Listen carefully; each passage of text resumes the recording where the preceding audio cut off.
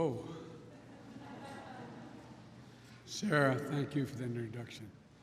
I was saying to Sarah in the back, because when I was Sarah's age, the idea that I'd be standing waiting to introduce a president, no matter who it was, I would find a little daunting. And I was trying to reassure her, but obviously she didn't need any reassurance whatsoever. Zero. And thank you for your service to the United States military. Really, thank you.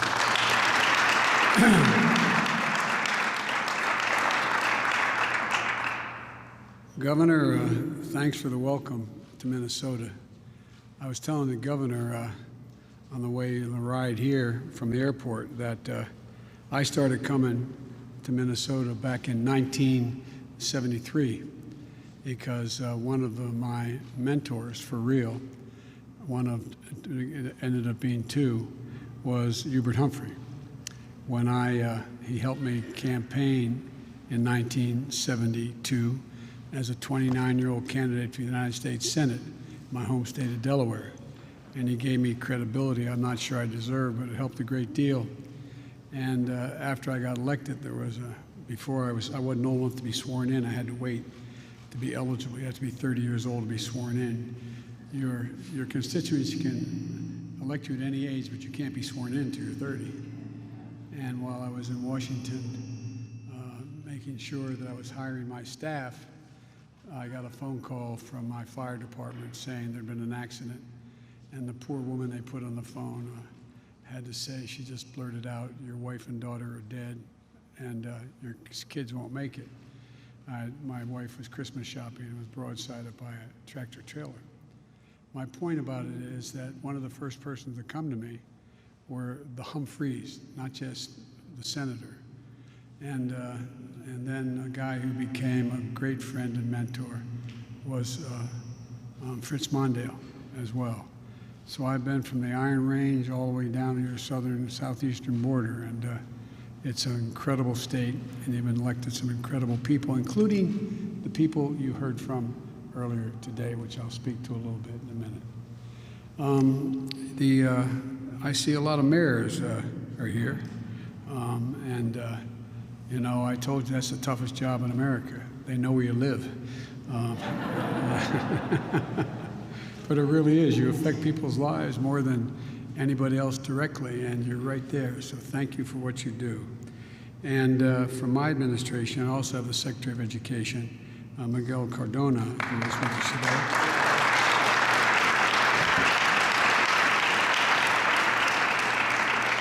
He served in Congress for a long time, and I'm delighted for him being here.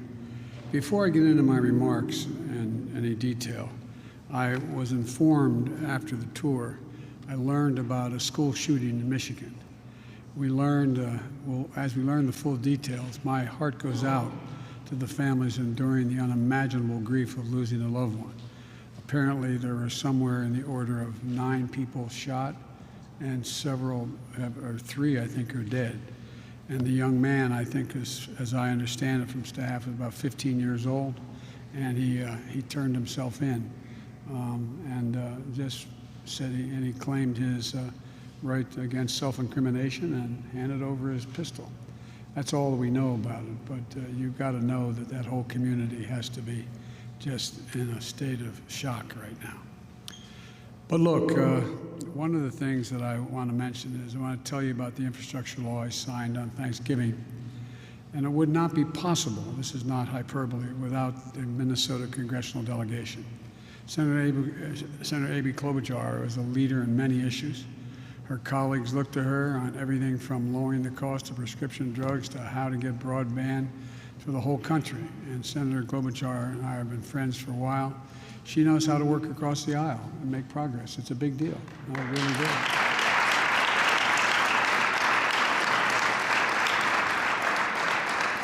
And not only do her colleagues call for advice, her president calls her for advice. And you know that's true. And Senator Tina Smith, she's also led on making sure that Minnesotans and all Americans get access to high-speed internet. Senator Smith is making sure that the infrastructure and Build Back Better investments are going to help fight both the causes and the effects of climate change. And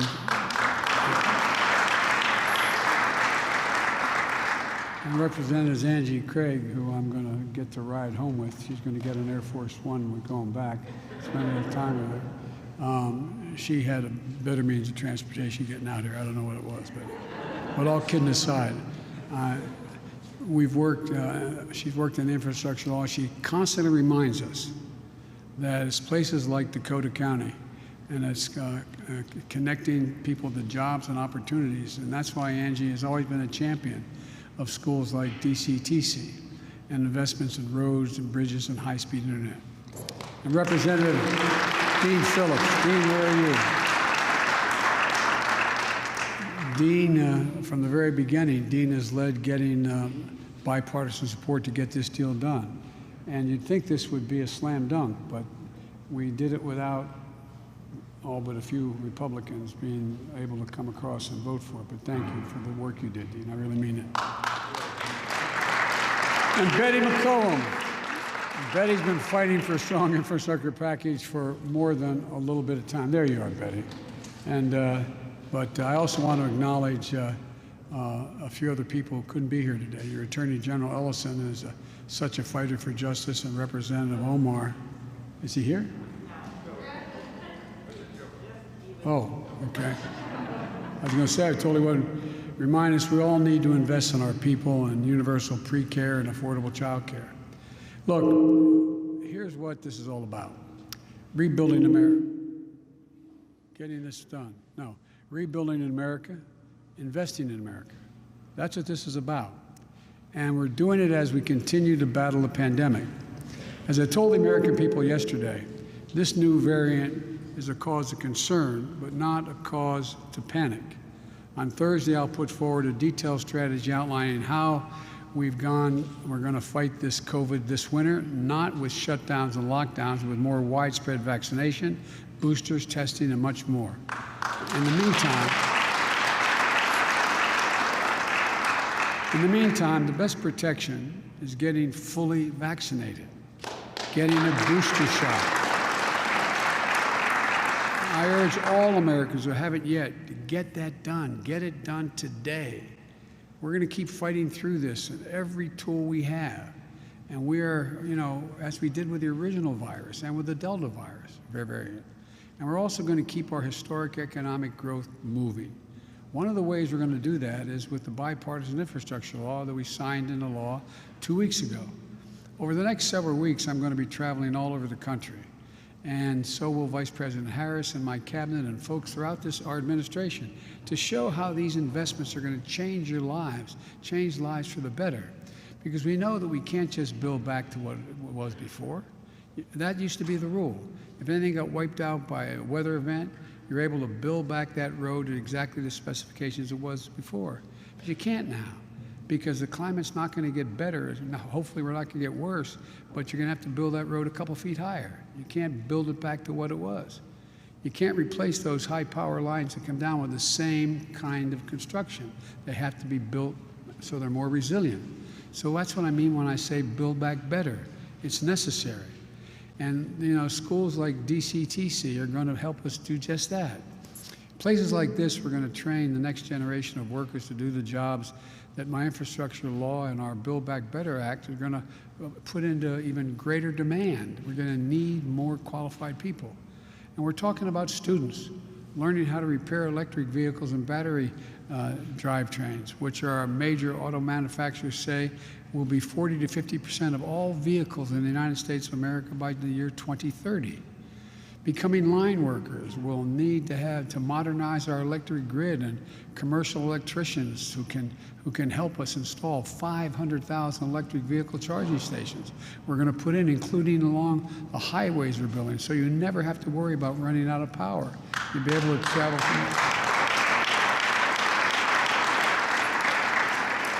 Training as construction managers to oversee all phases of construction projects we're going to be seeing all across Minnesota, like the Twin Port Interchange and Ports Interchange in Duluth, and the Link Project in Rochester. These are the jobs of today and tomorrow. We're going to help America win the competition of the 21st century. We're getting back in the game. And the better part of the 20th century, for the better part, we led the world by a significant margin because we invested in ourselves and our people. We invested in our infrastructure, in our roads, our highways, our bridges, our ports, our airports, the arteries of our nation that allow commerce to function smoothly and move swiftly. And we invested in our people.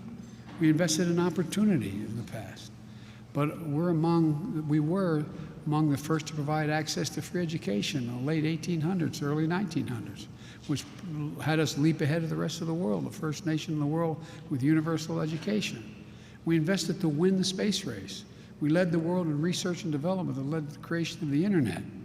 But somewhere along the way, we stopped investing, and we're at risk of losing our edge as a nation to China and the rest of the world that's catching up and surpassing us in some areas.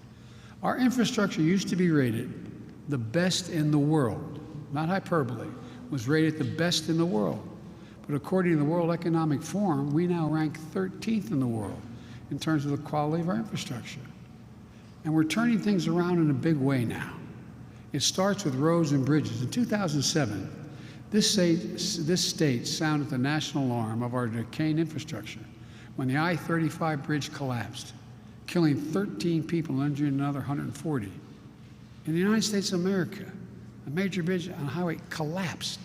This is America, for God's sake. And we know about our infrastructure problems. We've known it for a long time. Now we're finally doing something about it. No more talking. Time for action. Time for action. Folks, this law makes significant investments in our roads and bridges, and the largest investment in nearly 70 years.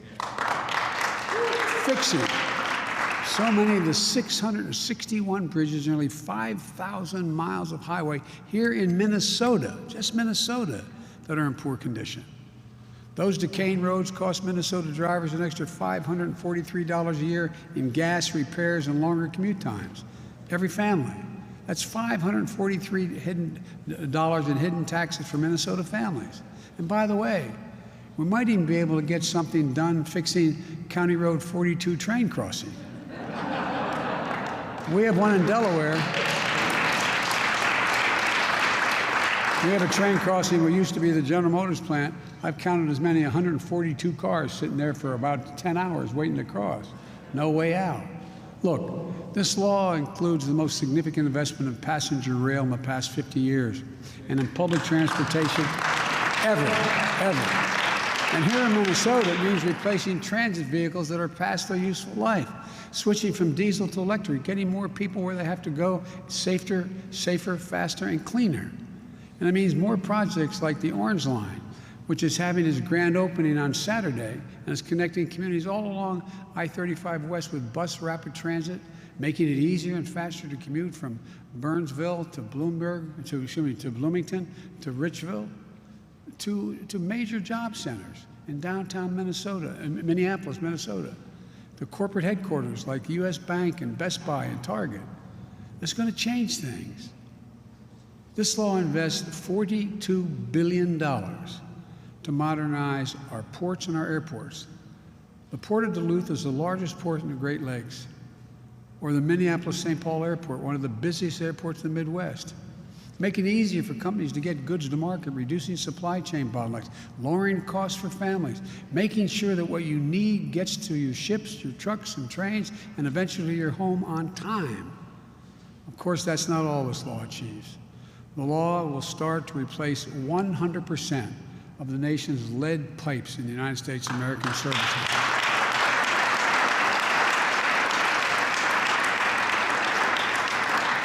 A recent survey estimates there are 260,000 or more lead pipelines just here in Minnesota, just Minnesota, and will help communities like Coast build connections to water treatment facilities so every single child in Minnesota and across America can turn on a faucet and drink clean water.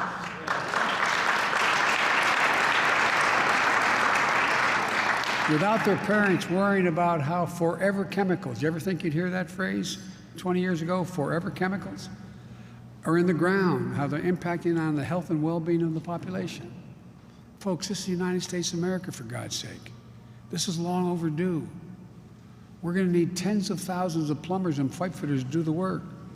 And they'll get paid a prevailing wage with benefits. And the ability to build a middle-class life. The law is going to make high-speed internet affordable and available everywhere in America and create jobs laying down the broadband lines. Today, 12% of Minnesotans and households don't have internet subscriptions. And in some places, there's no broadband infrastructure at all. This law is going to make high-speed internet affordable and available everywhere in Minnesota, urban, suburban, and rural. Over $20 billion. In the 21st century in America, no parent ever should have to sit outside a fast food restaurant to be able to hook up to the internet so their child can do their homework online. Think about that. The law also builds up our resilience against extreme weather events, which Minnesota is no stranger to, like wildfires this summer in Superior National Forest that sent smoke into the Twin Cities, and tornadoes that touched down in Burnsville and Apple Valley in September, or the heavy rains that have closed roads and contaminated wells in this area in the past. Nationally, last year, extreme weather cost the United States government $99 billion. Just last year. I was out when those forest fires out in California and Nevada, in that area, and it's astounding. More timber and homes and business have been burnt to the ground this past fire season than the entire square miles of the state of New Jersey from New York City all the way down to Cape May. That's how much burned to the ground. Nothing there. I flew over in helicopters. Nothing. And you see reservoirs down 40, 50, 60 feet, worrying about whether the Colorado River is going to continue to flow. This is dire stuff, but all within our capacity to deal with. This law builds back our bridges, our water systems, our power lines, our electric grid better and stronger, more resilient and resistant to the negative impacts and effects of climate change. So few Americans will be flooded out of their homes or lose power for days and weeks after a storm. Down in Louisiana, I have with me, who now works with me and handles a big chunk of what I have to do, former chairman of the Black Caucus in the Congress, Cedric Richmond. Yeah. Cedric had me down in Louisiana, New Orleans. That storm that hurricane went through had high wind peak at 178 miles per hour. But you know what? When I went from there up to North Jersey and New York, more people died in Queens, Manhattan because of 20 inches of rain falling and their basements flooding so they couldn't get out. More people died there than did in the hurricane in New Orleans. Folks, there's so much more in the law. Most of all, this law does something truly historic. It's going to help rebuild the backbone of this nation. Working people in the middle class. When I ran for president, I said I was running for 3 reasons. One, to restore the soul of the country, to restore some decency to how we dealt with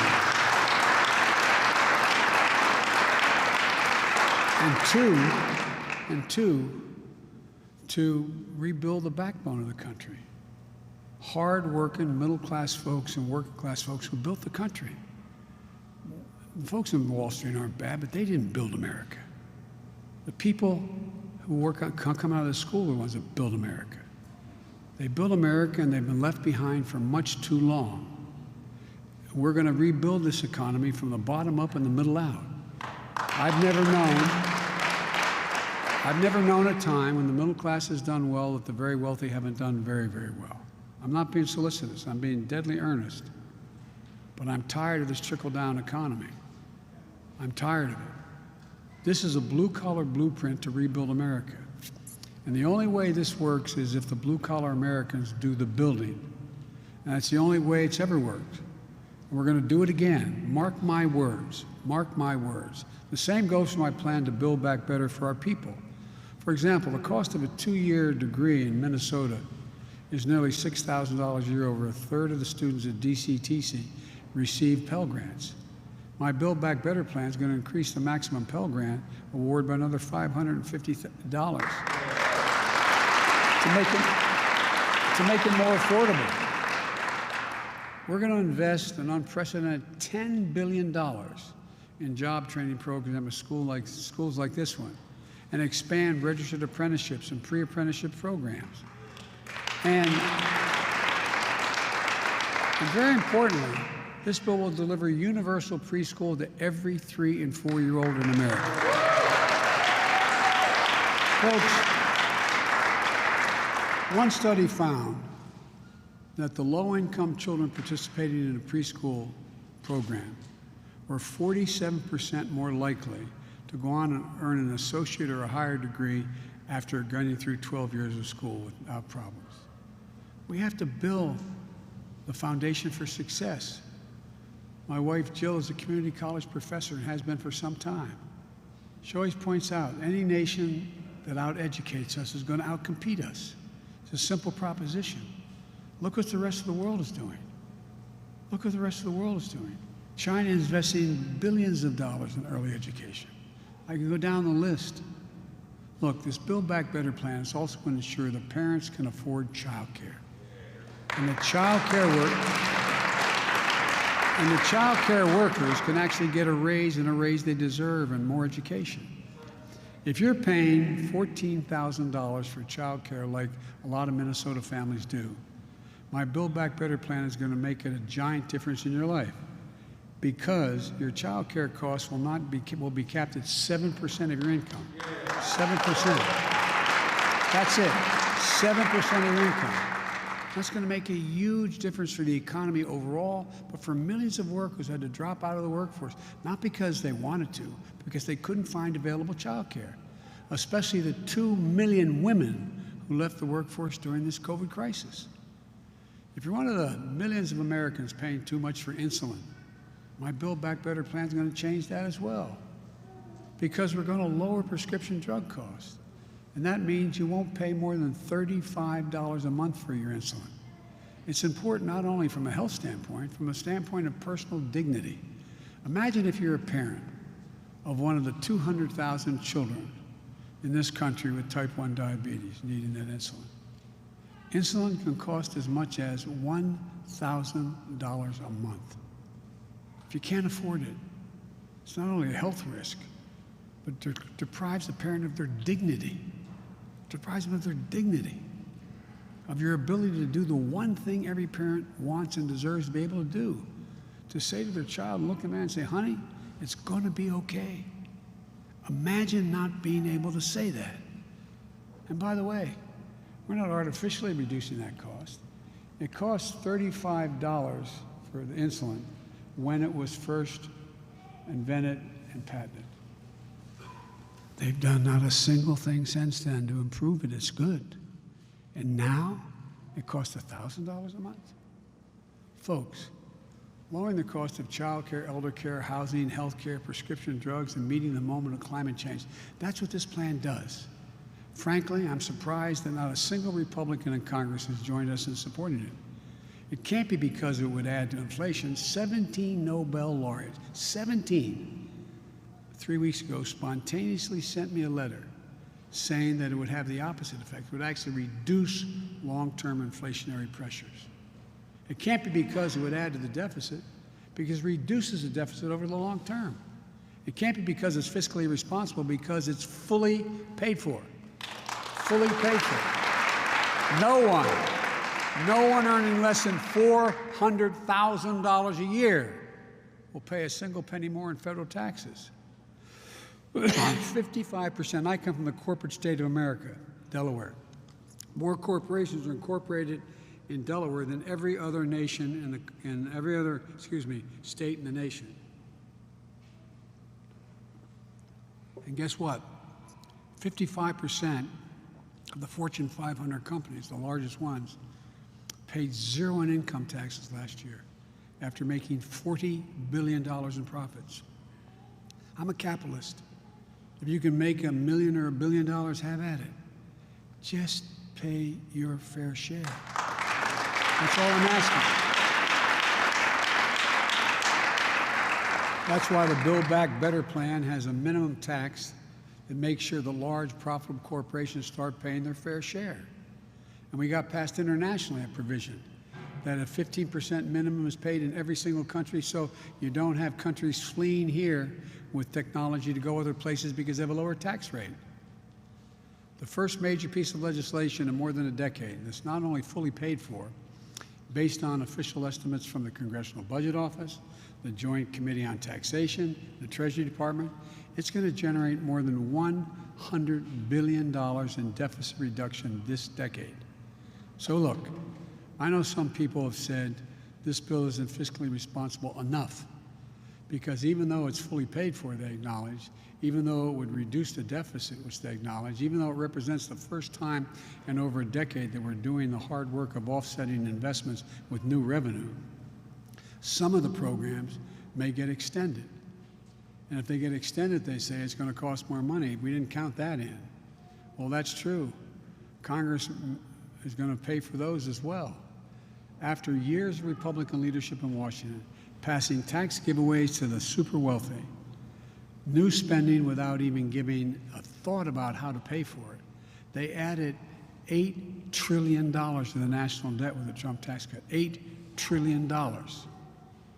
I welcome a serious conversation about how to pay for the investments we make. But here is what those critics are not telling you. They're not telling you that I've committed to paying for every single program that extended, if any are, in future legislation, whether that's for a day or a decade. And here's what else they're not telling you.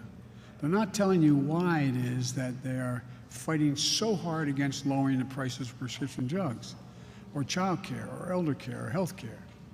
Why it is that they're so frightened, so hard to, fighting so incredibly hard to protect the 2017 Trump tax cuts that increased the deficit alone by nearly $2 trillion, the bulk of which went to large corporations and virtually none of it paid for. I'm happy to have that debate on about how to pay for these priorities. In my Build Back Better plan, we're already undoing some of the most reckless elements of the Trump tax bill, like ending the tax breaks for companies sending jobs overseas. You got a tax cut for sending a job overseas. But other tax giveaways in the bill that expire, that bill expires in 2025, it has to be reauthorized. For example, the tax rate for the 1% wealthiest Americans used to be 39.6%. They make it sound like it used to be 70% or something. 39.6%, what it was in the Bush administration. The Trump tax cut that to 37%. Just by restoring that tax back to 39.7, what it was in the Bush years, just by doing that would generate an additional $20 billion a year in revenue, enough to pay for universal preschool for all 3 and 4 years old, all the way through. So folks, we're going to face a choice. Do we keep giving tax cuts to the wealthiest 1% of the taxpayers, or do we keep lowering costs for working families? You know, I think we have something like 730-some billionaires in America. That's fine. You make $1 billion, I'm okay with that.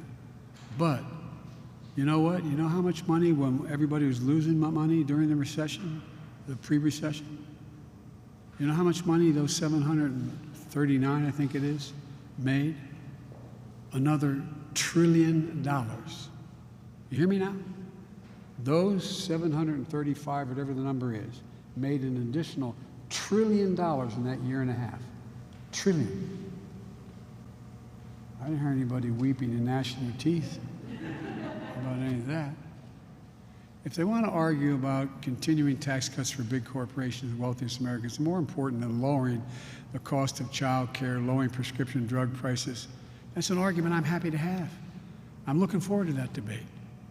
One of the reasons I believe so firmly in the proposal is because I know what this country can be. We've always been a nation of possibilities. I was asked by Xi Jinping, I met with him more times than any other world leader.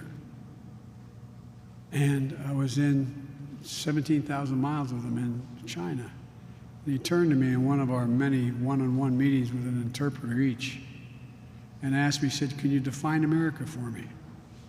I said, "Yes, in one word, possibilities." Think about it.